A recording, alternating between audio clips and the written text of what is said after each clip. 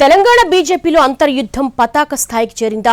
ఆధిపత్య పోరుతో నాయకులే party పరువును బజార్కీడుస్తున్నారా? Social వీధుల వాల్స్ మీద సొంత నేతల పోస్టర్స్ వేసి రచ్చకు దిగుతున్నారా? ఈ యుద్ధం వెనుక పార్టీకి చెందిన సీనియర్ నాయకులు సైతం ఉన్నారా? సొంత పార్టీ నాయకుల మీద దుష్ప్రచారం చేస్తున్న ఆ తెరచాటు వ్యక్తులెవరో అధిష్టానం కనిపెట్టేసిందా? తెలంగాణ కమలదళంలో అసలేం జరుగుతోంది?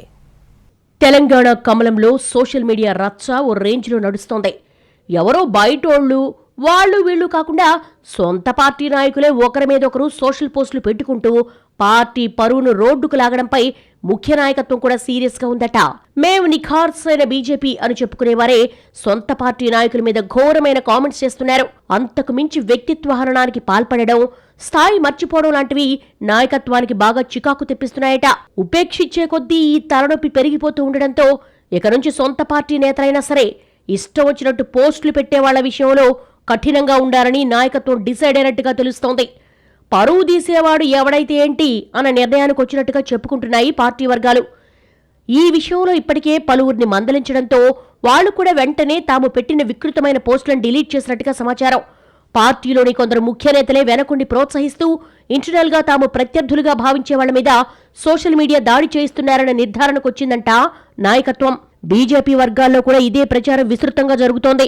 మెల్లిగా ఈ విష సంస్కృతి పెరిగిపోతూ ఉండడంతో అసలు దీని మూలాలు ఎక్కడున్నాయా అని ఎంక్వైరీ చేయించిన బీజేపీ పెద్దలకు దిమ్మ తిరిగిపోయే విషయాలు తెలిసాయట. తీగలాగితే డొంక కదిలినట్టు ఆ పోస్టింగ్స్ వెనక పార్టీలోని కొన్ని పెద్ద తలకాయలే ఉన్నట్టుగా తేలిందట. వాళ్లే సొంత టీమ్స్ ఏర్పాటు చేసుకుని పార్టీలో తమకు గిట్టనోళ్ల మీద సోషల్ దాడి చేయిస్తున్నట్టుగా తెలిసిందని చెప్పుకుంటున్నారు. అయితే ఈ విషయం తెలిసిన ముఖ్య నాయకులు మాత్రం సీరియస్ గా ఉన్నట్టుగా సమాచారం. పార్టీ కంటే వ్యక్తులు ముఖ్యం కాదని, ఈ రకంగా డ్యామేజ్ చేసేవాళ్లు ఎంతటి వాళ్లైనా ఉపేక్షించే ప్రసక్తే లేదు అంటున్నట్టుగా తెలిసిందే.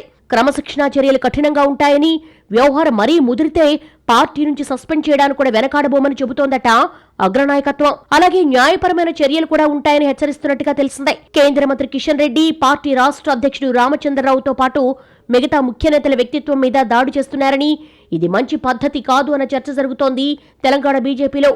ఆ పోస్టులు పెట్టేవాళ్లు తమకు నచ్చని ఏదో ఓ వ్యక్తిని డ్యామేజ్ చేస్తున్నామని అనుకుంటున్నారు, కానీ అంతిమంగా అది మొత్తం పార్టీ మీదే దుష్ప్రభావం చూపిస్తోందన్న సంగతి మర్చిపోతే ఎలాగన్న ప్రశ్నలు వస్తున్నాయి. ఇలాంటి చర్యల వల్ల పార్టీ పలుచనవడంతో పాటు కార్యకర్తలు నైతిక స్థైర్యం తగ్గుతోందని, వచ్చే ఎన్నికల్లో అధికారంలోకి రావాలి అనుకుంటున్న పార్టీలో ఉండాల్సిన లక్షణాలు ఇవేనా అని మాట్లాడేసుకుంటున్నాయి రాజకీయ వర్గాలు.